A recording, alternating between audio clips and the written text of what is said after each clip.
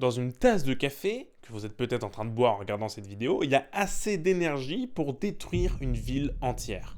E égale mc2. Je suis persuadé que vous avez déjà entendu cette équation. C'est obligé. Que ce soit sur un t-shirt, dans un film, tatoué sur le bras de quelqu'un. Mais est-ce que vous savez ce que dit vraiment cette équation? Quand Einstein a trouvé cette équation, il voulait démontrer un peu les propriétés physiques de la lumière, de l'énergie et de la masse, et l'utilisation qu'on en a eue était somme toute assez différente. Donc restez bien. Aujourd'hui, on va parler de l'équation la plus connue au monde et ce qu'elle cache sur nous.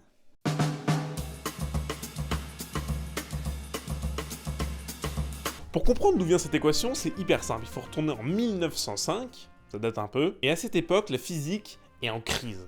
Les lois de Newton pour la gravitation marchent très bien, sauf quand on s'approche de vitesses relativistes, quand on s'approche de vitesses très très élevées, comme la vitesse de la lumière ou proche de la vitesse de la lumière, et ben les équations de la gravitation ne marchent pas trop. Et à l'inverse, quand on va vers le très petit, etc., c'est pareil, ça marche plus. Donc il y a un souci. Et il y a un autre gros souci, c'est que la vitesse de la lumière semble la même, peu importe d'où on la regarde. C'est-à-dire que si on voit passer la lumière, ça va à la vitesse de la lumière, mais si on est sur le photon, la lumière qui passe à côté de nous va aussi à la vitesse de la lumière.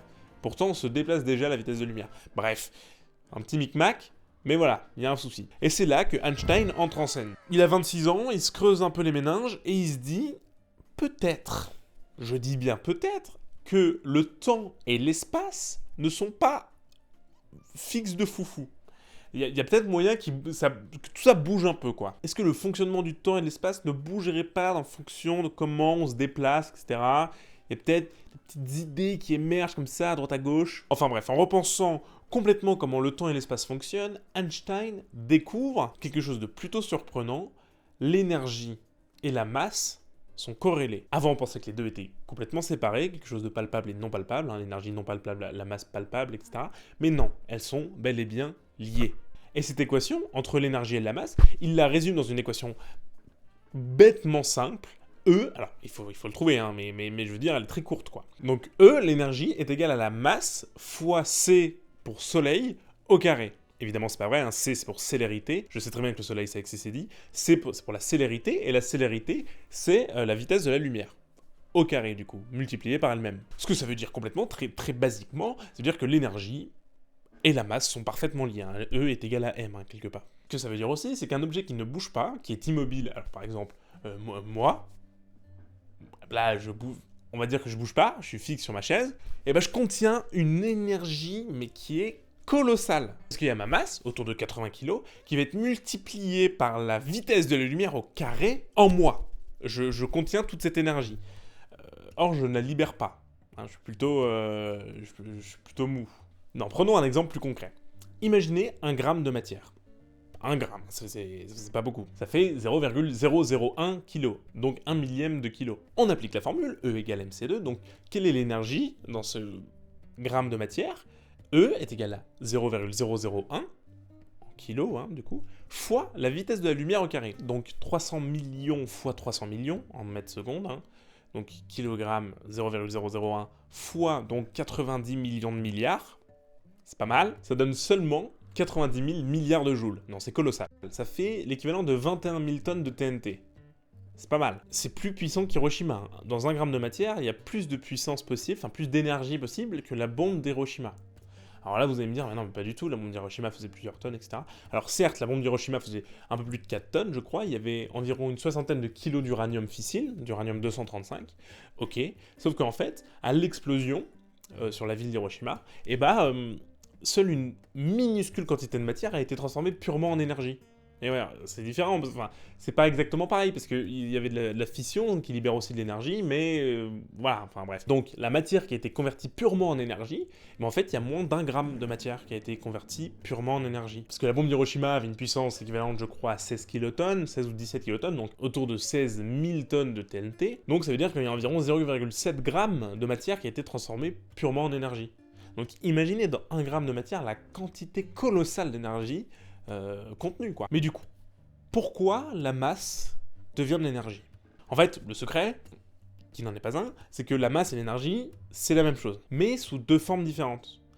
comme la glace et le liquide. C'est la même chose sous deux formes différentes. Bon bah la matière, c'est de l'énergie extrêmement compactée en fait, prête à être déployée, mais elle est là, elle bouge pas. Vraiment compactée au maximum, l'état 0 on va dire, et qui peut être libérée, mais on la libère pas comme ça, hein, l'énergie. Il faut une puissance colossale pour pouvoir libérer l'énergie contenue dans un gramme de matière. C'est pour ça qu'il y a une explosion nucléaire, donc un truc hyper puissant pour libérer 0,7 grammes de matière, tu vois. Donc il faut une énergie, mais incommensurable, vraiment, pour libérer cette énergie. C'est un peu le serpent qui se mord la queue. Donc l'énergie matière, c'est la même chose, mais sous deux formes différentes. Et pourquoi la célérité au carré? Pourquoi la vitesse de la lumière au carré? Si tu veux, c'est un peu comme un facteur de conversion. En fait, C, donc la célérité, on le retrouve très fréquemment dans les équations physiques. Parce que c'est la vitesse maximum atteignable possible. Alors, si on n'a pas de masse, hein, évidemment, mais on ne peut pas aller plus vite que cette vitesse. Aucun objet dans l'univers peut aller plus vite que la vitesse de la lumière dans le vide. Donc, au-dessus de 300 000 km par seconde. Donc la vitesse de la lumière, c'est une limite fondamentale. Mais il y a quelque chose d'encore plus fou, et c'est pour ça que C revient, et c'est pour ça qu'il y a C aussi dans E égale mc2, c'est que tous les objets composant l'univers se déplacent à la vitesse de la lumière. Tous. On se déplace tous, vous, moi, le spot qui est là, le micro qui est là, non, ma caméra elle est devant, tout se déplace à la vitesse de la lumière. Tout le temps. En tout cas, à la vitesse C. Mais pas forcément comme on l'imagine. Sauf qu'on se déplace à C dans l'espace et dans le temps en même temps. Voilà, les deux sont corrélés, hein, ils sont liés, et c'est comme ça. C'est là où ça devient un peu complexe. La combinaison en fait de la vitesse dans l'espace et de la vitesse dans le temps font C, si vous voulez. Il y a deux trucs dans lesquels on peut répartir notre vitesse, et le total de ces deux font 100%, et 100% c'est C. Donc on peut se déplacer 50% dans l'espace et 50% dans le temps. 50 et 50 ça fait 100. On peut se déplacer 100% dans l'espace et donc 0 dans le temps, ou 100% dans le temps et 0 dans l'espace. Bon, alors on va voir que les deux sont compliqués à atteindre, mais un photon se déplace 100% dans l'espace et donc 0% dans le temps. Il arrête le temps, un photon. Donc on a une espèce de vitesse fixe répartie entre le temps et l'espace. Faut voir ça un peu comme une sorte de budget en fait. Si tu te déplaces à 75% dans le temps, t'as 75% de ton budget qui part dans le temps, bon bah t'as plus que 25 pour l'espace. C'est ça. Et en fait, nous, je ne connais pas la valeur exacte, mais vu qu'on se déplace à telle valeur dans le temps et telle valeur dans l'espace, on se déplace à C aussi. En fait, le total fera 100% et on se déplace à la vitesse de la lumière. Tout le monde va à la vitesse de la lumière. Juste, on n'est pas répartis pareil entre le temps et l'espace. Globalement, nous sur Terre, ça ne change pas trop, mais à des endroits dans l'univers, le temps va passer plus vite ou moins vite parce qu'on va se déplacer plus dans l'espace ou dans le temps. Mais bon, ce qu'il faut retenir, c'est qu'on se déplace à la fois dans l'espace et dans le temps, que les deux font 100% à chaque fois, et que 100% c'est C. Et c'est donc la vitesse de la lumière, donc tout le monde se déplace à la vitesse de la lumière, répartie différemment. Donc voilà pour cette équation qui est, somme toute, assez simple, mais à la fois très complexe à comprendre.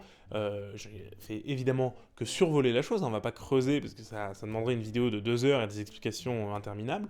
Je vous invite à aller voir sur la chaîne d'Y Penser, parce que lui attaque ses points, et vraiment il pousse beaucoup plus le développement, donc allez-y si vous ne connaissez pas sa chaîne. Et avec cette découverte, Einstein a révolutionné quelque chose quand même, parce qu'en découvrant ça, ça nous a globalement permis de comprendre le langage de l'univers quelque part. Une citation qui dit « Il y a quelque chose de vertigineux dans le fait que l'univers ait créé des êtres capables de le comprendre. Pensez-y un instant. Pendant des milliards d'années, littéralement des milliards d'années, l'énergie et la masse dansaient ensemble dans l'obscurité. Les étoiles naissaient et mouraient selon cette loi, l'univers se déployait selon cette loi, sans que personne ne regarde.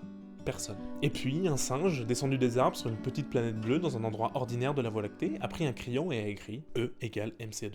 Littéralement un fragment du cosmos qui se retourne sur lui-même et commence à se comprendre. C'est peut-être, on ne sait pas, peut-être, l'une des choses les plus belles arrivées dans l'univers. Tout répond à cette loi, E égale mc2. Tout. C'est magnifique, mais soyons honnêtes. Cette même beauté, nous l'avons embarquée dans un bombardier au-dessus d'Hiroshima, en 1945. 40 ans seulement après l'équation. 40 ans, c'est le temps qu'il nous a fallu pour passer d'une méditation sur la lumière à 80 000 morts en une seconde. Et Einstein, pacifiste, humaniste et homme de conviction, a lui-même signé la lettre qui a tout déclenché. Par peur, par nécessité, peut-être par naïveté, il aurait dit « si j'avais su, j'aurais été horloger ». Et c'est ça, ce que cette équation nous apprend sur nous. C'est un paradoxe fondamental. Nous comprenons vite, très vite, mais nous apprenons très lentement. Pendant que la connaissance avance sur une courbe exponentielle, la sagesse, elle, avance à pas d'homme tout doucement. Et dans cet écart, entre ce que nous savons faire et ce que nous choisissons de faire, Et ben dans cet écart, c'est là que toutes les tragédies se jouent. Pourtant, je crois pas que cette histoire soit une histoire d'échec. Je pense que c'est une histoire qui est inachevée. Nous sommes une espèce terriblement jeune, nous l'avons vu dans la vidéo sur Drake. Vraiment, sur une échelle de 24 heures, on arrive dans les dernières secondes. Hein. On est très jeune. Et nous portons en nous, simultanément, la capacité de lire des équations sur l'univers et de s'entre-déchirer pour une histoire de frontières.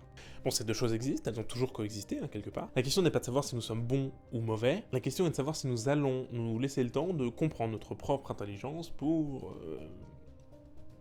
faire des choses bien. Car quelque part dans cette équation, il y a une espèce de promesse. Une promesse qui nous dit que l'univers est lisible, que la réalité qui se trouve autour de nous répond à des lois et que nous sommes capables de comprendre ces lois. On n'est pas du tout condamné à l'aveuglement, vraiment sur l'univers, on est capable de le comprendre. Petit à petit, mais on est capable. Chaque étoile qui brille brûle selon E égale MC2. Ça fait bientôt 100 ans qu'on le sait, et maintenant, c'est à nous de choisir ce qu'on fait de ce savoir, quoi. Finalement, nous ne sommes que de la matière, ou de l'énergie, qui ont appris à se connaître. Espérons que ça soit suffisant.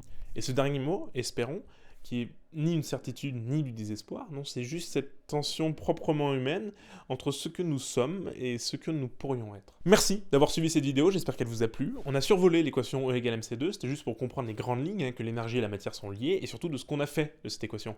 C'est un langage quasiment universel, et qu'on a transformé en quelque chose de plutôt destructeur. Enfin bref, j'espère que cette vidéo vous a plu, si tel est le cas, abonnez-vous, mettez un petit com, lâchez un like, ce que vous voulez. En attendant, moi je vous dis à la prochaine. Ciao tout le monde, portez-vous bien.